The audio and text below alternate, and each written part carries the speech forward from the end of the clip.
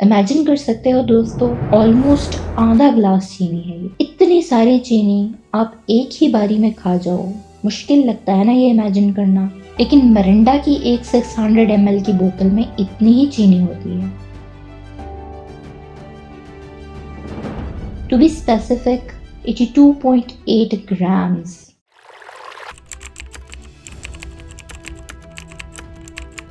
Hello दोस्तों, soft drinks हमारी ज़िंदगी में इतनी कॉमन हो चुकी हैं कि आप दुनिया के किसी भी मुल्क के किसी भी शहर में चले जाएं, एक कोका कोला की बोतल तो आपको हर जगह मिल ही जाती है। जानते हैं, दुनिया में सिर्फ 2 ऐसे मुल्क बचे हैं जहां पर कोका कोला नहीं बिकती।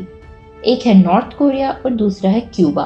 बाकी सब ममालिक में सिनेमा हॉल से लेकर क्रिकेट मैच तक, कॉलेज कैंटीन से लेकर मैरिज फंक्शंस तक, बच्चों से लेकर बूढ़ों तक हर कोई हर जगह इन्हें पीता दिखाई देता है। कोका कोला की वेबसाइट के अकॉर्डिंग हर दिन 1.9 बिलियन सर्विंग बिकती हैं कोका कोला की। इमेजिन कर सकते हो ये नंबर कितना बड़ा है। तो ये तो सिर्फ हम एक ड्रिंक की बात कर रहे हैं। अगर आप सारी सॉफ्ट ड्रिंक्स को इंक्लूड करो, दुनिया भर में कितने लोग इन्हें पीते हैं। इसलिए आज की वीडियो में हम आपकी आंखें खोलने वाले हैं, ये बता करके एक्चुअली इन ड्रिंक्स के अंदर है क्या। खुद जानिए और फिर अपनी फैमिलीज और दोस्तों को दिखाइए कि वो एक्चुअली में क्या पीने लगे हैं। इस वीडियो की शुरुआत मिथ्स और अफवाहों से करते हैं, क्योंकि इस वीडियो का मकसद आपको डराना नहीं है झूठी बातें बोलकर। हम आपको साइंटिफिकली बताना चाहते हैं कि एक्चुअली में आप लोग क्या पीते हैं। तो सॉफ्ट ड्रिंक्स को लेकर एक बड़ी मिथ ये है कि जो लोग इनसे नफरत करते हैं वो अक्सर इन्हें टॉयलेट क्लीनर कहते हैं। तो क्या पेप्सी और कोका कोला को टॉयलेट क्लीनर से कंपेयर किया जा सकता है? इसका सीधा जवाब है नहीं। लोग इस कंपैरिजन को अक्सर इसलिए करते हैं क्योंकि टॉयलेट क्लीनर्स में कुछ एसिड्स होते हैं और कोल्ड ड्रिंक्स में भी कुछ एसिड्स होते हैं। कोल्ड ड्रिंक्स में जो अक्सर एसिड होते हैं वो सिट्रिक एसिड है और फॉस्फोरिक एसिड है। सिट्रिक एसिड एक ऐसी चीज़ है जो नेचुरली पाई जाती है। आपको लीमू और माल्टे में भी सिट्रिक एसिड मिलता है। और फॉस्फोरिक एसिड दूसरी तरफ एक कॉमन फूड ग्रेड एडिटिव है। इसके लिए एक नंबर असाइन किया गया है E338। एक्चुअली जहाँ पर भी ज़्यादा चीनी मौजूद हो वहाँ पर मोल्ड और बैक्टीरिया आसानी से ग्रो कर सकता है और फॉस्फोरिक एसिड इसी बैक्टीरिया की ग्रोथ को प्रिवेंट करता है। इसलिए यही फॉस्फोरिक एसिड न सिर्फ आपको सॉफ्ट ड्रिंक्स में मिलेगा बल्कि जैम्स, प्रोसेस्ड मीट, सीरियल बार, बॉटल कॉफ़ी, बेवरेजेस जो होती हैं, baking powder, protein drinks, in fact चीज में भी आपको मिलेगा। अब इंटरेस्टिंगली यही दोनों एसिड्स आपको कई टॉयलेट क्लीनर्स में भी मिलेंगे। अक्सर जो होममेड टॉयलेट क्लीनर बनाया जाता है उसमें विनेगर, बेकिंग सोडा के साथ साथ लेमन जूस भी डाला जाता है। लेकिन फिर भी सॉफ्ट ड्रिंक्स और टॉयलेट क्लीनर्स को कंपेयर करना एक दूसरे से गलत होगा, क्योंकि केमिस्ट्री में आपने स्कूल में पढ़ा होगा कि कुछ एसिड्स होते हैं जो माइल्ड होते हैं, डाइल्यूट होते हैं। कुछ एसिड्स होते हैं जो कंसंट्रेटेड होते हैं, जो ज्यादा स्ट्रॉन्ग होते हैं। बिना ज्यादा डिटेल में जाए, फॉस्फोरिक एसिड एक वीक एसिड है और टॉयलेट क्लीनर्स में अक्सर और ज्यादा स्ट्रॉन्ग केमिकल्स होते हैं, जैसे कि sodium hypochlorite and hydrochloric acid, जो बहुत स्ट्रॉन्ग दागों को क्लीन करने के लिए यूज किए जाते हैं। क्योंकि केमिस्ट्री कॉम्प्लेक्स चीज है, एक कॉमन कॉन्स्टिट्यूएंट की बेसिस पर ऐसे कंक्लूजन्स नहीं निकाले जा सकते। एक और पॉइंट जो अक्सर दिया जाता है कि एक सॉफ्ट ड्रिंक का जो पीएच है वो टॉयलेट क्लीनर के पीएच लेवल के बराबर है। पीएच लेवल आपने स्कूल में पढ़ा होगा कि इससे एसिडिटी मेजर की जाती है। तो सॉफ्ट ड्रिंक का पीएच लेवल आमतौर पर 2.5 के अराउंड होता है। लेकिन क्या आप जानते हैं लेमन जूस कितना एसिडिक है? इसका पीएच लेवल 2.0 से लेकर 2.6 के अराउंड होता है। पोमेग्रेनेट, अनार का पीएच लेवल 2.9 के अराउंड है। ग्रेप्स का भी इतना ही होता है। ये मिथ आपके दिमाग में क्लियर हो गई तो आप सवाल पूछेंगे कि क्या सॉफ्ट ड्रिंक्स पीना सही है? इसका जवाब भी काफी सीधा है दोस्तों, नहीं। क्यों नहीं, इसकी बात करते हैं। लेकिन इसकी बात करने से पहले एक और सवाल आपके दिमाग में आ रहा होगा, लेकिन अगर वैसे भी हमने सॉफ्ट ड्रिंक्स को एक्सपोज ही करना था तो फिर हम उन्हें डिफेंड क्यों कर रहे थे ये रूमर्स की बात करके? इनके पीछे सिंपल सा रीजन है दोस्तों। मिस इन्फॉर्मेशन एक खतरनाक चीज है, चाहे उससे जो कंक्लूजन निकले वो सही हो या गलत। मिस इन्फॉर्मेशन के जरिए वो कंक्लूजन नहीं निकालना है हमें। आइए अब समझते हैं कि सॉफ्ट ड्रिंक्स नुकसानदेह क्यों हैं। अब यहाँ पर हम किसी सीक्रेट इंग्रेडिएंट की बात नहीं करेंगे। अक्सर जो कंटामिनेशंस देखने को मिलती हैं, जैसे काफ़ी पहले खबर सुनने को मिली थी कि कोल्ड ड्रिंक में पेस्टिसाइड्स पाया गया है। ये 2004, 2006 और 2016 में फिर से हुआ था। लेकिन ये एक अनयूजुअल चीज़ है, ऐसा आमतौर पर होता नहीं है। इस वीडियो के लिए हम अज्यूम करना चाहेंगे कि हम जिन सॉफ्ट ड्रिंक्स की बात कर रहे हैं उनमें कोई भी ऐसी कंटामिनेशन नहीं है। ये प्योर वही ड्रिंक है जो कंपनी बनाना चाह रही है। बोतल को घुमाइए और इंग्रेडिएंट्स की लिस्ट चेक कीजिए। वीडियो के शुरू में मैंने मिरिंडा का एग्जाम्पल लिया था। वो पेप्सिको का एक ब्रांड है, लेकिन कोका कोला की तरफ से भी एक सिमिलर ब्रांड आपको मिलेगा, फंटा। ये दो सबसे बड़े कॉम्पिटिटर्स हैं। पेप्सिको और कोका कोला और मिरिंडा और फंटा एक दूसरे के कॉम्पिटिटर्स हुए। पहले कैलोरीज देखते हैं। पीछे लिखा है 100 ml में 55 कैलोरीज हैं, तो 600 ml में 55 times 6 is equal to 330 calories हुई।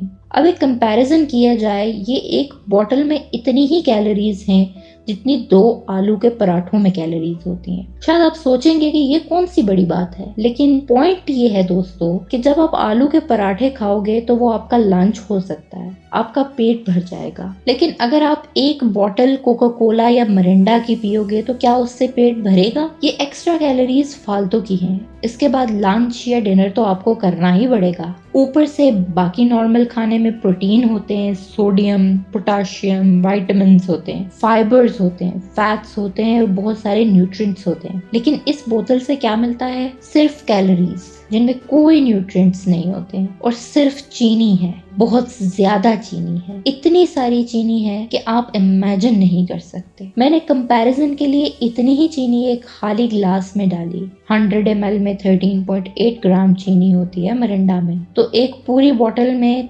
13.8 टाइम्स 6 82.8 ग्राम्स चीनी, आधा ग्लास भर जाता है। इतनी चीनी आपको बीमार, बहुत बीमार कर सकती है। इंस्टेंटली तो कुछ नहीं होगा आपको, 1-2 दिन आपने ऐसा कर लिया, ज्यादा कुछ नहीं होगा। लेकिन अगर आप रोजाना साल यही करते गए तो इस एक्सेसिव चीनी की वजह से बाद में जाकर आपको जॉइंट्स में पेन होगा, स्किन एजिंग होगी, लिवर डैमेज होगा, टाइप 2 डायबिटीज होगा, पेनक्रियाज आपका ब्रेक डाउन कर जाएगा, किडनी फेलियर होगा, हार्ट अटैक का रिस्क कहीं ज्यादा बढ़ जाएगा, और फाइनली मोटापा, ओबेसिटी भी होगी। इस चीज को मैंने सबसे लास्ट में मेंशन किया क्योंकि ज्यादातर लोग जब शुगर के बारे में सोचते हैं तो उन्हें लगता है क्या है, थोड़ा मोटा ही हो जाऊंगा ना। लेकिन बाकी सारी डिजीजेस के बारे में बहुत कम लोग जानते हैं कि ये सब भी एक्सेसिव शुगर की वजह से होती है। शुगर के बारे में सबसे खतरनाक बात यह है कि आप इससे बिल्कुल वैसे ही एडिक्टेड हो सकते हैं जैसे लोग ड्रग्स से एडिक्टेड होते हैं। 2017 की एक स्टडी ने शुगर की एडिक्शन को कोकेन एडिक्शन से कंपेयर किया है। यही रीजन है कि आप अपने आसपास अपनी जिंदगी में लोगों को जब देखते हैं, जो लोग सॉफ्ट ड्रिंक्स पीते हैं इन्हें काफी रेगुलरली पीते हैं। ऐसे बहुत कम लोग आपको मिलेंगे जो कहेंगे कि सिर्फ 3-4 महीने में एक बार सॉफ्ट ड्रिंक पीता हूँ। शुगर ओवरडोज की बात बाकी ममालिक में काफी वक्त से चलने लगी है। यही वजह है कि साल 1964 में पेप्सिको ने डाइट पेप्सी लॉन्च की थी और कोका कोला ने साल 1982 में डाइट कोक लॉन्च की। इन दोनों वर्जन्स में 0 कैलोरीज और 0 एडेड शुगर है। क्या इसका मतलब ये हुआ कि ये सेफ टू ड्रिंक है? इन डाइट सॉफ्ट ड्रिंक्स में आर्टिफिशियल स्वीटनर्स का इस्तेमाल किया जाता है, जैसे एस्पार्टम, सैकरीन या फिर सुक्रोलोज। और इन आर्टिफिशियल स्वीटनर्स की दोस्तों एक बड़ी कंट्रोवर्शियल हिस्ट्री रही है। कई ऐसी स्टडीज की गई हैं जिनमें इन्हें कैंसर से लिंक किया गया था, जिनकी वजह से इन्हें बहुत जगह बैन भी किया गया था। लेकिन कुछ ऐसी स्टडीज भी की गई हैं जिनने कहा ऐसा कोई कैंसर लिंक नहीं पाया जाता है। लेकिन लेटेस्ट स्टडीज जो सिर्फ कुछ माह पहले की गई थी, फ्रांस में की गई थी, ये 1 लाख अडल्ट्स पर 7 से 8 सालों के लिए उन्होंने देखा कि कोई इफेक्ट आ रहा है लोगों में कि नहीं। तो उन्होंने पाया कि एस्पार्टम से एक्चुअली में कैंसर का रिस्क बढ़ता है। अगर आप centre for science in the public interest CSPI की ऑफिशियल वेबसाइट देखेंगे तो आपको पता चलेगा कि एस्पार्टम को कैंसर से लिंक्ड पाया गया है। कुछ और स्टडीज ने इन आर्टिफिशियल स्वीटनर्स को लिंक किया है heart disease, stroke, diabetes, kidney की टॉक्सिसिटी, लिवर की टॉक्सिसिटी, मेंटल हेल्थ प्रॉब्लम्स और बर्थ डिफेक्ट से भी। ये बस शुरुआत है दोस्तों। एक एक करके हम आपको बताएंगे कि इसके अंदर और क्या क्या डाला गया है। अगला खतरनाक इंग्रेडिएंट जो इनके अंदर डाला गया है वो है कैरमल। एक्चुअली में पेप्सी और कोका कोला का जो आप डार्क ब्राउन ब्लैक कलर देखते हैं ये आता है कैरमल से। 2012 के आपको कई न्यूज आर्टिकल्स मिल जाएंगे जो कैरमल को कैंसर से लिंक करते हैं। कैरमल है क्या चीज वैसे? बेसिकली चीनी को जलाना हुआ ये। शुगर को हीट किया जाता है अमोनिया और सल्फाइड के साथ। ऐसा करने से एक बाय प्रोडक्ट निकलता है 4-MI 4 मिथाइल एमिडाजोल। कई स्टडीज ने इसे कैंसर से लिंक किया है और कैलिफोर्निया स्टेट में इसे कार्सिनोजन लिस्ट किया जाता है। वहाँ का कानून कहता है कि इस कार्सिनोजन की क्वांटिटी किसी भी खाने और पीने की चीज में अगर 29 माइक्रोग्राम से ज्यादा है तो वो अलाउड नहीं है, लेकिन 29 माइक्रोग्राम से कम अलाउड है। 2012 के न्यूज आर्टिकल्स के अकॉर्डिंग इन सॉफ्ट ड्रिंक्स के सैंपल में 138 माइक्रोग्राम तक पाया गया था, परमिटेड लिमिट से 4 गुना ज्यादा। इस कंट्रोवर्सी के बाद कोका कोला ने कहा कि हम अपना फॉर्मूला बदल देंगे और नया फॉर्मूला इस्तेमाल करेंगे जिसमें 4-MI की क्वांटिटी कम होगी। लेकिन ये चेंज सिर्फ अमेरिका में किए गए। पाकिस्तान जैसे मुल्कों में और बहुत सारे डेवलपिंग कंट्रीज में इनके हवाले से कोई कानून नहीं बनने वाला। अब हम में से फैंटा और मरिंडा पीने वाले लोग सोच रहे होंगे कि चलो बाल बच गए। हमारे लिए अच्छा है, गुड न्यूज है कि हमारे ड्रिंक में काला रंग नहीं डाला गया है। तो अगली चीज आपके लिए है, ये मरिंडा और फैंटा जैसे ड्रिंक्स में ये ऑरेंज रंग कहाँ से आता है? ये लोग सिंथेटिक फूड कलर का इस्तेमाल करते हैं जिसका कोड नेम है E110। इसे सनसेट येलो FCF कहकर भी बुलाया जाता है और इसका केमिकल नेम है disodium 6 hydroxy 5,4 sulphonate phenyl azonaphthalene 2 sulphonate. फिक्र मत करें, एग्जाम में नहीं आएगा। ये एक एजोडाई है जो एक्चुअली में पेट्रोलियम से लाई गई है। साल 1973 में एक पीडियाट्रिक बेंजामिन फेनगोल्ड इन्होंने पाया कि आर्टिफिशियल फूड फ्लेवर्स की वजह से बच्चों में हाइपर एक्टिविटी देखने को मिली है। बच्चों की अटेंशन पर भी फर्क पड़ता है। यही वजह है कि आज से 22 साल पहले 2000 में नॉर्वे, फिनलैंड और स्वीडन जैसे मुल्कों ने इस सनसेट येलो FCF को बैन कर दिया था। अगला इंग्रेडिएंट है प्रिजर्वेटिव E211। 211 यहाँ पर कोड है प्रिजर्वेटिव सोडियम बेंजोएट का। 2005 में USA के FDA ने कुछ प्राइवेट लैब में टेस्ट करवाए थे। उन्होंने पाया था कि सॉफ्ट ड्रिंक में बेंजीन पाई गई है। बेंजीन एक ऐसी गैस है जो गाड़ी के एग्जॉस्ट से निकलती है। कोयले को जलाओगे या तेल को जलाओगे तो जो गैस निकलेगी वो बेंजीन है।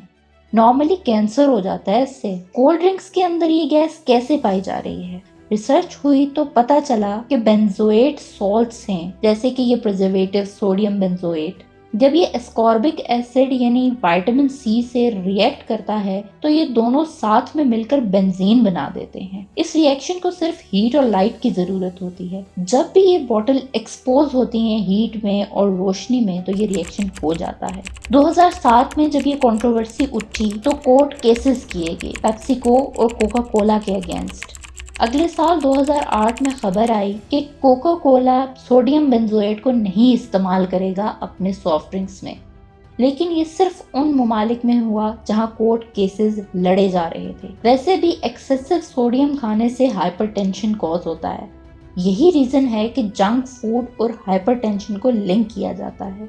अब आते हैं हम अपने अगले इंग्रेडिएंट फॉस्फोरिक एसिड पर। कुछ कोल्ड ड्रिंक्स में इसे यूज किया जाता है मोल्ड और बैक्टीरिया की ग्रोथ को प्रिवेंट करने के लिए। ये कोई इतनी बेकार चीज नहीं है क्योंकि दूध में भी फॉस्फोरिक एसिड पाया जाता है, लेकिन इसका नुकसान ये है कि इसे ज्यादा लोगे तो इससे दांत खराब हो सकते हैं, डेंटल कोरोजन हो सकता है। अगर बाकी सारी चीजों से कंपेयर किया जाए तो ये सबसे इनसिग्निफिकेंट चीज लगती है। इसके अलावा अगर हम बाकी बचे हुए इंग्रेडिएंट्स के एनालिसिस करें तो एसिडिटी रेगुलेटर्स डले होते हैं। हम मरिंडा की एग्जांपल ले रहे हैं, लेकिन ये आपको और बहुत से सॉफ्ट ड्रिंक्स में मिलेगा। एसिडिटी रेगुलेटर 330 जो कि सिट्रिक एसिड है, आमतौर पर लीमू में भी होता है, थोड़ा सा खट्टा टेस्ट आता है, वही टेस्ट लाने के लिए इसे ऐड किया जाता है। इसके अलावा 331 जो है वो है सोडियम साइट्रेट, एक क्रिस्टलाइन सॉल्ट जो सिट्रिक एसिड की फर्मेंटेशन से बनाया जाता है। ये एक्चुअली में एसिडिटी कम करने में मदद करता है सॉफ्ट ड्रिंक्स की, और ख़राब न हो जाए सॉफ्ट ड्रिंक ऑक्सीडेशन की वजह से उसे भी प्रिवेंट करता है।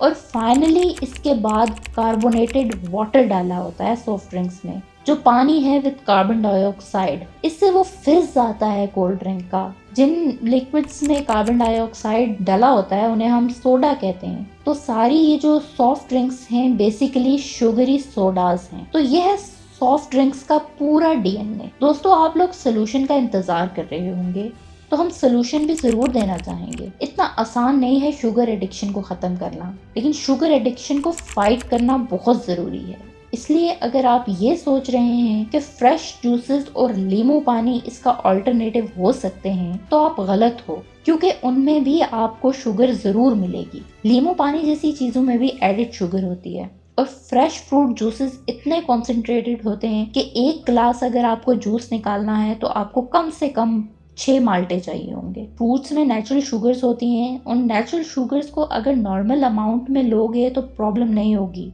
लेकिन अगर इतना कॉन्सेंट्रेटेड कर दोगे, 10-10 माल्टे एक साथ खाने लगोगे, तो वो आपके हेल्थ के लिए अच्छा नहीं होगा। तो इसका सोल्यूशन असल में काफी सिंपल है। कोल्ड ड्रिंक्स बाहर निकालो, फ्रेश फ्रूट्स बाहर निकालो, नींबू पानी बाहर निकालो और सिंपली पानी पियो। सही सुना आपने, छोड़ो इस सब को और पानी पियो, सादा पानी। ट्राई करके देखिए अपनी ज़िंदगी में, और इस वीडियो को शेयर कीजिए ताकि ज़्यादा से ज़्यादा आपकी फैमिलीज़ के लोग और दोस्तों तक की इन्फॉर्मेशन पहुँचे और सब अपनी हेल्थ का ख्याल रख पाएँ।